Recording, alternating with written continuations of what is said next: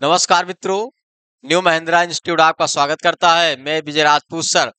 जैसा कि संविधान में जो क्लास चल रही थी, भाग 3 हो गया था, उसी को आज कंटिन्यू आगे करते हैं। भाग 4।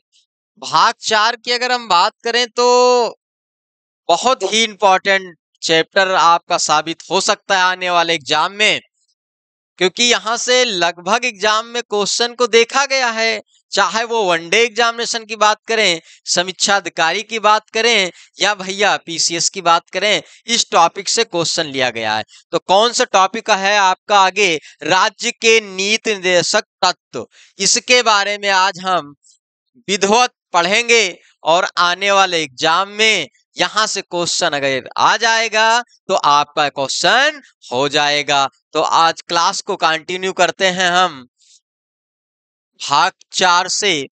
अब देखिए, टॉपिक का जो नाम है राज्य के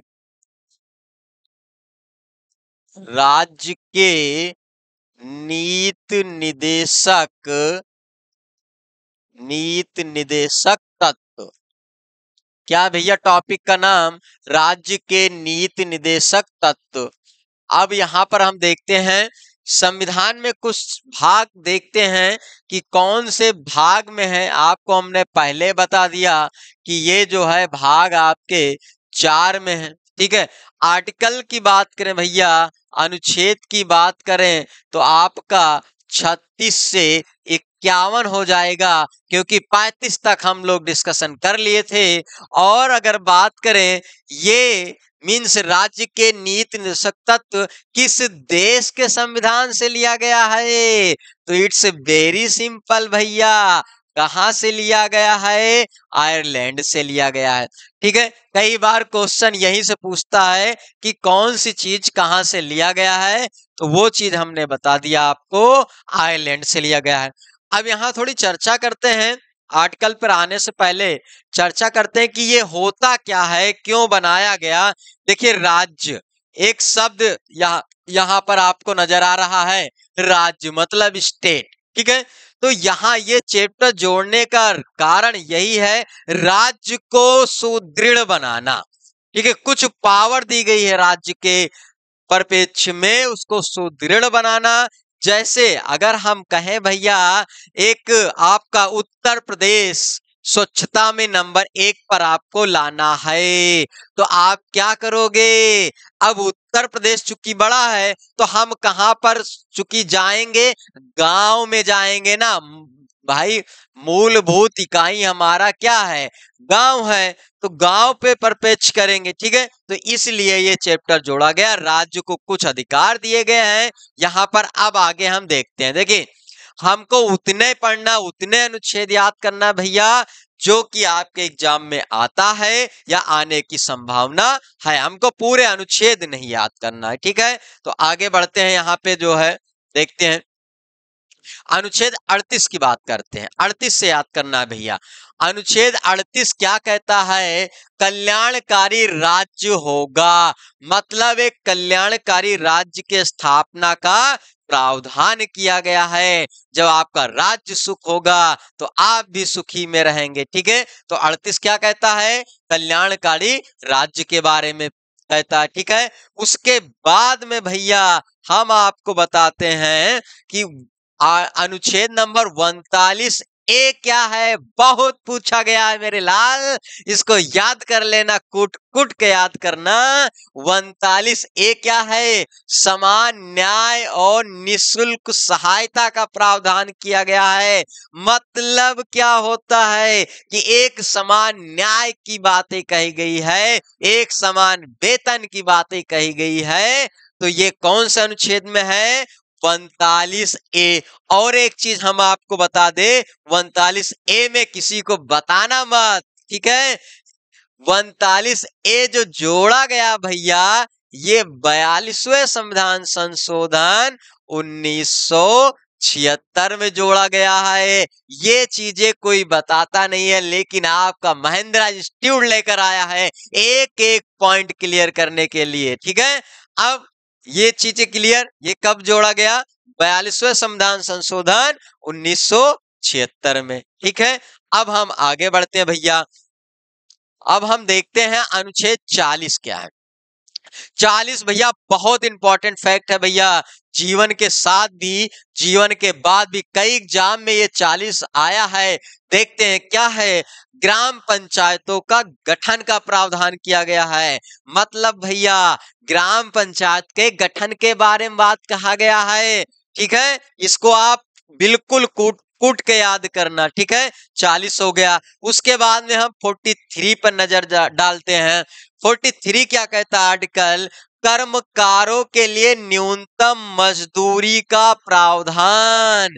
क्या कहता है मेरे भैया, कर्मकारों के लिए न्यूनतम मजदूरी का प्रावधान। इसका मतलब क्या हुआ, जो मजदूर होते हैं उनके लिए एक न्यूनतम मजदूरी का निर्धारण किया गया है। मान लीजिए किसी मजदूर है, कोई मजदूर है, उसकी मजदूरी 250 रुपया है प्रतिदिन या 300 रुपया, तो एक इसका न्यूनतम मजदूरी निर्धारण किया गया भैया। मतलब इनका एक रखा गया है। ऐसा नहीं कि मान लीजिए 250 रुपया है प्रतिदिन और आप इनको 200 रुपया दे दिए, काम खत्म। ऐसा आपका संविधान नहीं इजाजत देता। ठीक है, तो कहता है कि न्यूनतम मजदूरी तो होनी चाहिए ना भैया हमारे जो कर्मकार हैं। ठीक है, उसके बाद में हम बात करते हैं अनुच्छेद 44 की। बहुत रामबाण भैया लेकर आया है। अनुच्छेद 44 समान सिविल संहिता की बात करते हैं। ठीक है, अनुच्छेद 44 बहुत बार एग्जाम में पूछा गया है। क्या है, समान सिविल संहिता। क्लियर बात। फिर हम आगे बढ़ते हैं भैया अनुच्छेद 45 की तरफ। 45 में ध्यान देना भैया, क्या है, 0 से 6 वर्ष के बच्चों की देखभाल और उनकी शिक्षा का प्रावधान। क्या है भैया, अब इसको थोड़ा हम समझते हैं। अनुच्छेद 45 क्या है, हम भैया थोड़ा से समझते हैं कि अनुच्छेद 45 में क्या क्या है। ठीक है, देखिए अनुच्छेद 45 की अगर हम बात करें तो 2002 के पहले, कब भैया, 2002 के पहले। ठीक है, इसमें क्या व्यवस्था थी, 6 से 14 वर्ष के बच्चों के निशुल्क शिक्षा की व्यवस्था की गई थी।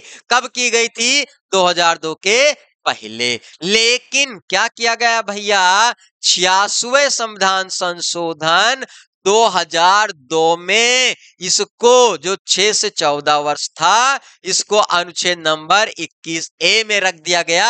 आपको हमने पढ़ा रखा है मौलिक अधिकार, उसमें रख दिया गया। इस प्रकार अनुच्छेद 45 में एक नई व्यवस्था ला दी गई। ठीक है, तो अनुच्छेद 45 में आपको पता है कि 0 से 6 वर्ष तक की बच्चों की शिक्षा का उचित देखरेख, उनके प्रावधान की विशेषता का वर्णन किया गया है। ठीक है, अब हम देखते हैं अनुच्छेद 46 क्या है। आर्टिकल नंबर 46 क्या है भैया, अनुसूचित जातियों, क्या, अनुसूचित जातियों, अनुसूचित जनजातियों एवं अन्य दुर्बल वर्गों की शिक्षा के बारे में बताया गया है भैया, एजुकेशन के बारे में बताया गया है। ठीक है, तो इसको, उसके बाद में 47 तो आपको कूट कूट के याद करना है। ठीक है, बहुत बार पूछा गया है। 47 क्या है, पोषाहार और जीवन स्तर में सुधार का प्रयास। मतलब पोषाहार और जीवन स्तर में सुधार का प्रयास करना। मतलब हम इसको एक लाइन में समझ सकते हैं मेरे लाल, मिड डे मील भी इसको कह सकते हैं, जो आपका प्राइमरी में भोजन मिला है। कमेंट करके बताइएगा कितने लोग प्राइमरी में पढ़ करके और वहां के भोजन का स्वाद चखा है। भाई मैं तो चखा हूं, बहुत टेस्टी लगता है भाई, बहुत ही टेस्टी खाना होता है। ठीक है, ठीक है, चलिए किसी दिन खिलाते हैं सबको बुला करके। ठीक है, अब इसके आगे चलते हैं हम। 48 पे क्या है भैया, देखिए अनुच्छेद 48 में क्या कहा गया है, कृषि और पशुपालन का प्रावधान किया गया है। मतलब ये राज्य सरकार आपको दे रही है, कृषि और पशुपालन करने की व्यवस्था कर रही है। आप अपना उद्योग कर सकते हैं, अपना व्यापार कर सकते हैं। यह किसका कर्तव्य है, राज्य सरकार का है। ठीक है, उसके बाद में भैया अनुच्छेद 48 ए पर चलते हैं। 48 ए क्या है? पर्यावरण संरक्षण और वन्य जीवों का संरक्षण। मतलब जो पेड़ पौधे हैं और जो भाई जंगल में जो जानवर होते हैं उनके बारे में बताया गया है। भाई देखो, पेड़ पौधे तो काटना गलत बात है, ठीक है। कमेंट करके बताइएगा आज तक आप लोगों ने कितने पेड़ लगाए हैं। ठीक है, देखो भाई, पेड़ तो लगाया करो, एक प्रण कर लो कि एक मंथ में 2-3 पेड़ तो लगाना है, क्योंकि आजकल गर्मी बहुत पड़ रही भाई। अभी अप्रैल ही चल रहा है, गर्मी बहुत हो रही है, ठीक है। तो यहाँ पर पेड़ पौधे जब होने चाहिए तो फिर आपका बारिश भी होगी और छाया भी मिलेगी। तो उसी के बारे में बताया गया, पर्यावरण संरक्षण और वन्य जीवों का संरक्षण। अब यहाँ पर एग्जाम की बात करें, एग्जाम में अगला टॉपिक क्या पूछेगा इसमें का अगला पॉइंट कि ये 48 एक कब जोड़ा गया?